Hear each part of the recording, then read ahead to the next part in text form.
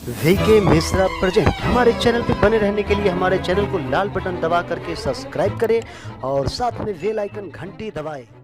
जय श्री राधे कृष्ण। आप सभी का हमारे YouTube चैनल पे बहुत बहुत स्वागत है। यूं ही ज्ञानवर्धक जानकारियाँ प्राप्त करने के लिए हमारे इस चैनल को लाल बटन दबा करके सब्सक्राइब करें, साथ में बेल आइकन घंटी दबाएं ताकि मेरे वीडियो का नोटिफिकेशन आपके पास सबसे पहले पहुंचे। आइए चैत्र माह शुक्ल पक्ष में सुनते हैं चैत्र नवरात्रि की कथा। माता दुर्गा का इस समय पूजन किया जाता है। चैत्र नवरात्रि के दौरान जो भी भक्त सच्ची श्रद्धा के साथ माता दुर्गा का 9 रूपों का पूजन करते हैं और उनके व्रत का कथा श्रवण करते हैं, दुर्गा सप्तशती पाठ का कथा श्रवण करते हैं, तो माता उनके सभी इच्छाओं को पूर्ण करती है। माता दुर्गा ने अनेक राक्षसों का संहार किया और इस पृथ्वी को और सभी देवताओं की राक्षसों से रक्षा की। माता ने महिषासुर का वध कर देवताओं की और समस्त संसार की रक्षा की थी। माता ने कई ऐसे असुरों का वध किया और माता उतनी ही ममतामयी है और अपने भक्तों की सकल मनोरथ को पूर्ण करती है। तो आइए सुनते हैं चैत्र नवरात्रि माता दुर्गा की कथा। बहुत समय पहले की बात है कि एक बार देवगुरु बृहस्पति ने भगवान ब्रह्मा से पूछा कि हे ब्रह्मदेव, आप तो अत्यंत बुद्धिमान हैं, चारों वेदों को जानने वाले हैं, आप सर्वश्रेष्ठ ज्ञाता है और शास्त्रों को भी भला आपसे बढ़कर कौन जान सकता है। ब्रह्मदेव, चैत्र माह आश्विन और आषाढ़ माह में शुक्ल पक्ष में पड़ने वाली नवरात्र व्रत क्यों किया जाता है और इस व्रत को करने से क्या फायदा है और इसका क्या विधान है, इसकी क्या कथा है, आप सब मुझसे कहिए। तो भगवान ब्रह्मदेव कहने लगे कि जो व्यक्ति सभी मनोरथ को पूर्ण करने वाली माता भवानी, माता भगवती, माता दुर्गा का स्मरण या ध्यान करता है, उनके व्रत का कथा श्रवण करता है, उनका व्रत करता है, 9 दिनों का यह व्रत देवी दुर्गा का व्रत सभी मनोकामनाओं को पूर्ण करने वाला है। इसके अलावा मनुष्य की सभी प्रकार की व्याधियां और परेशानियां भी दूर हो जाती है। ब्रह्मदेव कहते हैं कि सभी पापों को दूर करने वाले इस व्रत के करने से ऐसा कौन सा मनोबल है जो सिद्ध नहीं हो सकता। ब्रह्मदेव कहने लगे, हे बृहस्पति, सबसे पहले जिसने इस व्रत को किया, अब मैं उसके बारे में तुम्हें बताता हूँ। और ब्रह्मा जी इस प्रकार कहने लगे कि पुराने समय में पीठक नाम के मनोहर नगर में एक ब्राह्मण रहता था। वह माता भगवती का अनन्य भक्त था। उसकी पुत्री का नाम सुमति था, जो कि पिता के साथ हर दिन पूजा में उपस्थित रहती थी। लेकिन एक दिन वह बच्चों के साथ खेलने में ही व्यस्त हो गई और उधर ब्राह्मण की पूजा संपन्न हो गई। सुमति की पूजा में न पहुंचने पर वह ब्राह्मण अत्यंत क्रोधित हुआ। उन्होंने कहा कि सुमति, माता रानी की पूजा में उपस्थित न होकर जो तुमने घोर अपराध किया है, इसके लिए तुम्हें कोई क्षमा नहीं मिल सकती। ब्राह्मण ने कहा कि उसका विवाह किसी कुष्ठ और दरिद्र मनुष्य के साथ ही करेंगे। पिता के मुख से ऐसी बातें को सुनकर सुमति को अत्यंत कष्ट हुआ। उसने अपने पिता से कहा कि जैसा भी आप उचित समझे, क्योंकि जो भी मेरा प्रारब्ध में है, आखिर उसे कौन मिटा सकता है। लेकिन मुझे भाग्य पर भरोसा है कि वह मेरे साथ इतना बड़ा अन्याय नहीं कर सकता। वह कहने लगी कि हे पिताजी, जो जैसा कर्म करता है उसे वैसा ही फल मिलता है।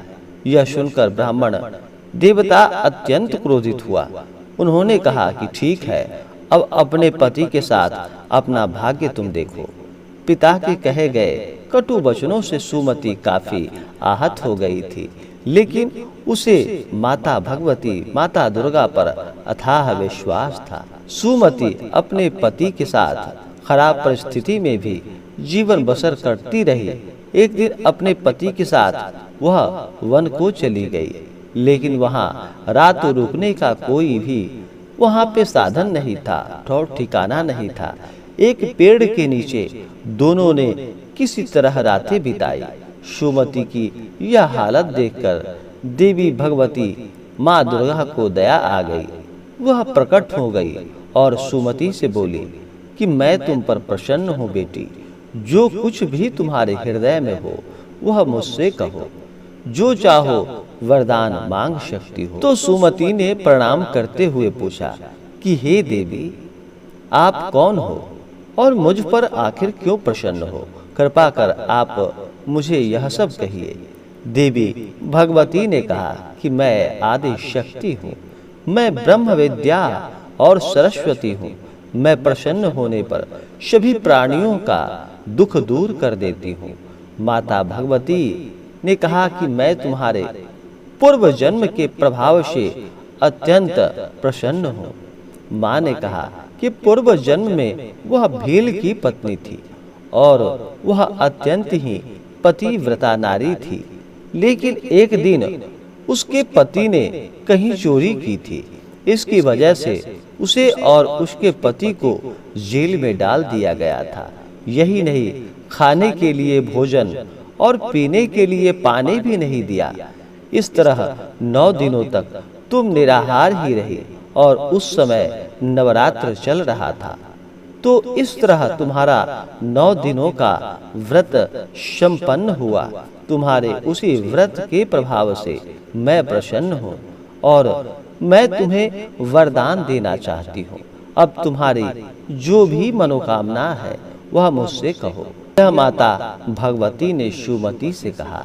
तो देवी माँ के प्यार भरे वचनों को सुनकर ब्राह्मणी ने माँ को दंडवत प्रणाम किया और बोली कि हे देवी माँ, यदि आप मुझ पर प्रसन्न हैं तो मेरे पति का कुष्ठ रोग आप ठीक कर दें। ब्राह्मणी के वचनों को सुनकर देवी माँ ने उसके पति को कुष्ठ रोग ठीक कर दिया, साथ ही उसे कांति युक्त शरीर का भी आशीर्वाद प्रदान किया। पल भर में ही ब्राह्मणी का पति चंद्रमा सा चमकता हुआ उसके सामने खड़ा था।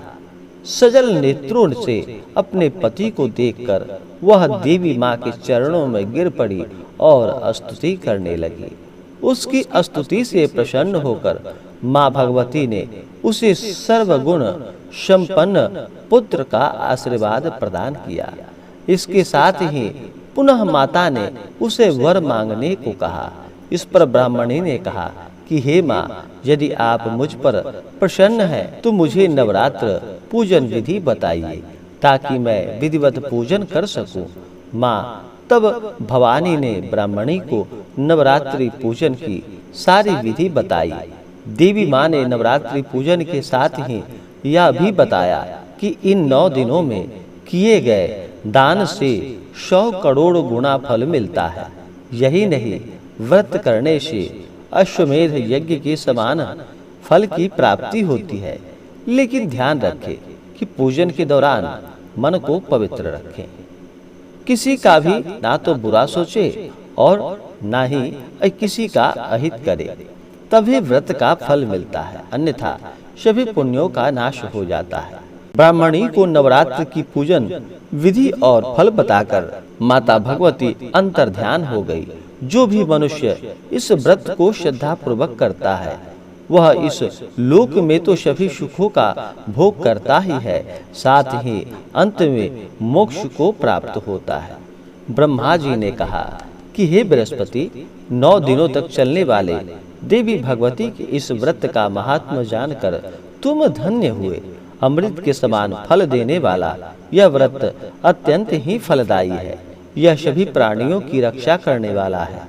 व्रत मैंने तुझसे बताया, वह कहते हैं कि यह भगवती शक्ति संपूर्ण लोकों का पालन करने वाली है। इनके प्रभाव को कौन जान सका है, साथ ही इनकी पूजा का समर्थ भी किसमें है। लेकिन श्रद्धा पूर्वक जो भी माता भगवती का 9 दिनों तक उनकी आराधना करता है, नियम व निष्ठा के साथ पूजन करता है, व्रत कथा श्रवण करता है, दुर्गा सप्तशती का पाठ करता है, माता उसके सभी कष्टों को हर लेती हैं और उसे हर प्रकार से सुख और समृद्धवान बनाती है।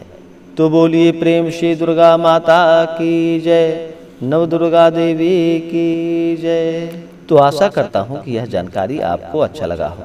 ऐसे ही ज्ञानवर्धक जानकारियाँ प्राप्त करने के लिए हमारे इस चैनल को लाल बटन दबा करके सब्सक्राइब करें, साथ में बेल आइकन घंटी दबाएं ताकि मेरे वीडियो का नोटिफिकेशन आपके पास सबसे पहले पहुंचे। वीडियो को लाइक और अपने मित्रों तथा दोस्तों के साथ शेयर करें। सुखी रहें और स्वस्थ रहें। जय श्री राधे कृष्ण। धन्यवाद।